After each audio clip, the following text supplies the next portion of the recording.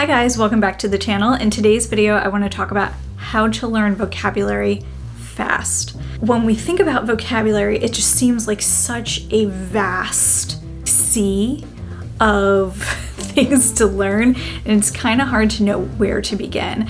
So I was thinking that for this video, it would be good to first talk about how to think about vocabulary in language and to think about how people actually acquire vocabulary.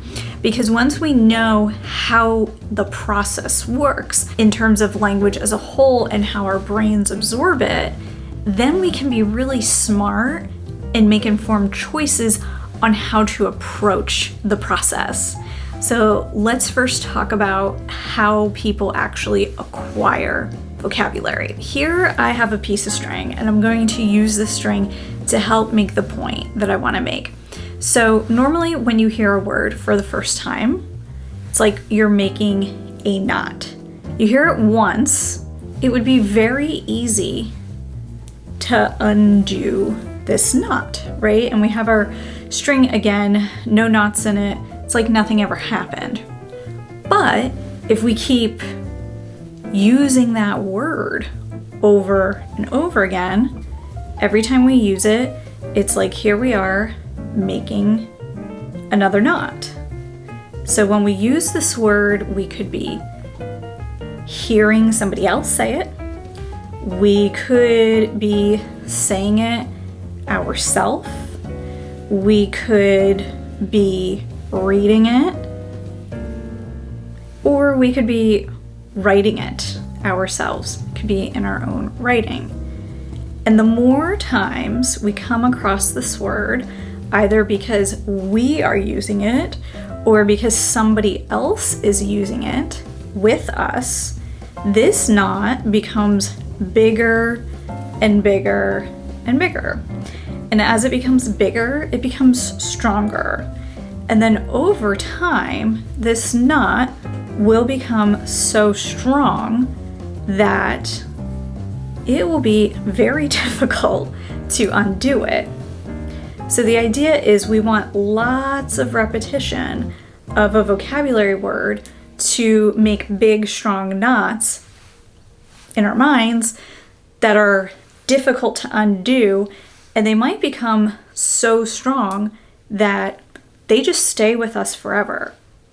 We never can undo it. And why would we want that, right? We want it to stick. So we want big, strong knots like this of vocabulary words in our minds. So how do we make that big, strong knot? Well, what we need to do is get a ton of repetition. Repetition makes language sticky. So the question is, how can we make the vocabulary we want to learn repetitious so it actually sticks in our brains? The good news is a lot of essential vocabulary that you need in a language is naturally going to be repeated very frequently in that language because it is, like I just said, essential. So we call these high frequency words, okay? So the more often you use a word, the higher its frequency within a language, and the less often it's used, the lower the frequency in the language. So you can think about this in terms of concentric circles, where super high frequency words are in a smaller inner circle and low frequency words are on an outer circle. So high frequency words, what are they? Let me give you some examples in English. High frequency words are like yes and no. You hear it all the time. Pronouns are high frequency words. So like I, you, we, they, he, she, and it. Common high frequent nouns would be things like house, dog, car. High frequency verbs, let's guess, to be, to go, to have. High frequency adjectives could be things like big or small. We already naturally have a lot of high frequency words in a language. So when we first get started with a language, all those high frequency words are going to get a ton of repetition, and we're likely to learn those without really having to try hard. Okay, most people pick up high frequency words. If they're studying a language really consistently for a few months, like an hour or two a day for a few months, you'll probably get those high frequency words within 1 month, I would say, to 3 months, because you're just going to hear them so much that each one of those words will turn into one of these big knots for you, and it's just going to stick naturally. So the next question is, well, how do I then learn low frequency words? Because if they're not used that much, how am I going to get enough repetition of them so that they start to stick?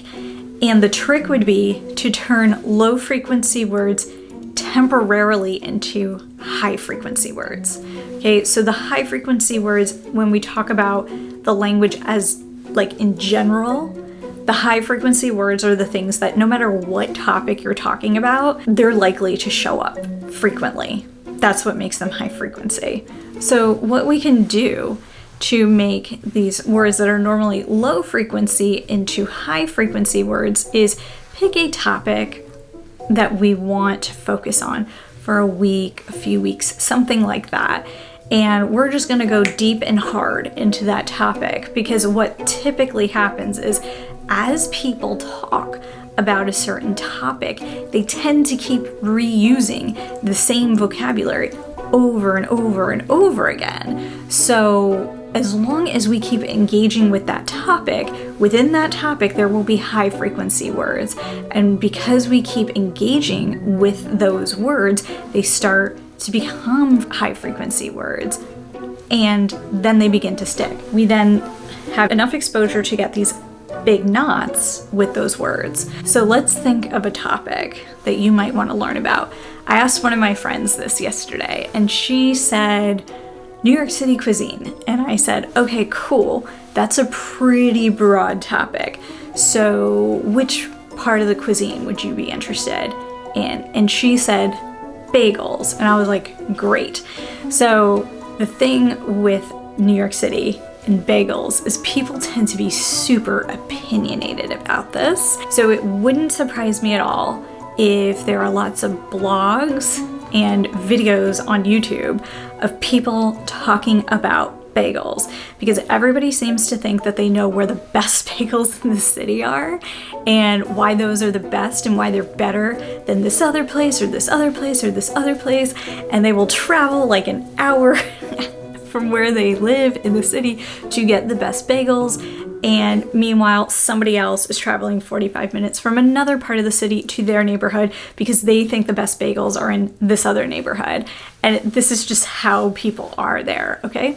So anyway, people have these really strong opinions, and the way that they talk about bagels is going to be the same. They might point you to a different deli or bakery or restaurant or whatever, but the way they're going to talk about the bagels is going to be the same.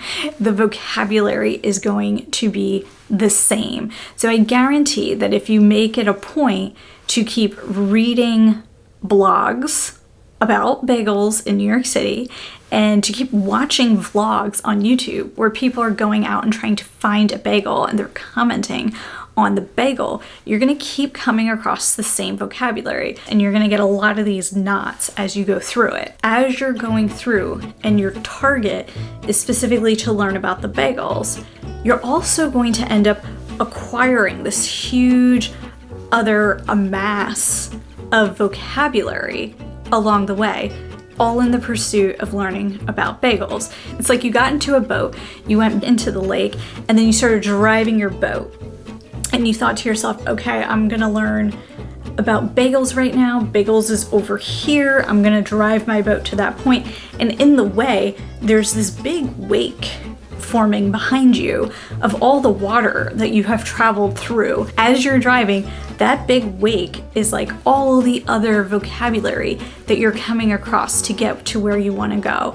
And that is giving you exposure to the language along the way, and you're likely to start acquiring some of that vocabulary too. Does that make sense? I hope it makes sense. It makes a lot of sense to me. But this is a way you can think about how you're likely to to actually remember vocabulary, it's going to be through repetition and making a big strong knot like this. And then you're going to pick a point you want to go with the language, a topic you want to learn more about. If you just keep picking different points as you're driving through this lake, you're going to keep gaining more and more vocabulary. You just need to be consistent in continuing to show up, to do the work, and before you know it, you're going to know that lake inside and out. You're going to have covered a lot of that lake, and you're going to know where everything is in the lake, and you'll be like a little expert on the lake, and that'll be awesome. So what we can now realize is that language learning is pretty efficient, and when it's efficient, it actually goes pretty fast. And while it's going pretty fast, it can also be pretty enjoyable along the way. So I hope this was helpful for you. Please let me know if you have any questions or comments. I'd love to hear them. I would also like to hear from you about what questions you have when it comes to language learning, because your questions are really the best fodder and inspiration for me to know what videos to create. I'm so glad you came for this one because it's a really important topic. What I'll also do is make a video about a game that you can play to help you with high frequency in your own usage of these words, because it's one thing to notice the frequency and how other people are using it. It's another thing for you to start doing it yourself. So in this game, that's what I'll do. I'll show you how you can own the high frequency in terms of your own production of the language. Thanks so much for coming, and I'll see you in the next one. After all that talk of bagels, I had to go get one. This is an onion, egg, and cheese bagel.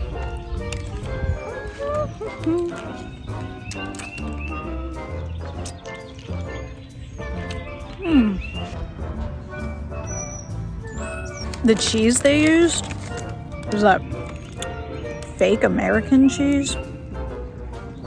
Wow. But that won't stop me.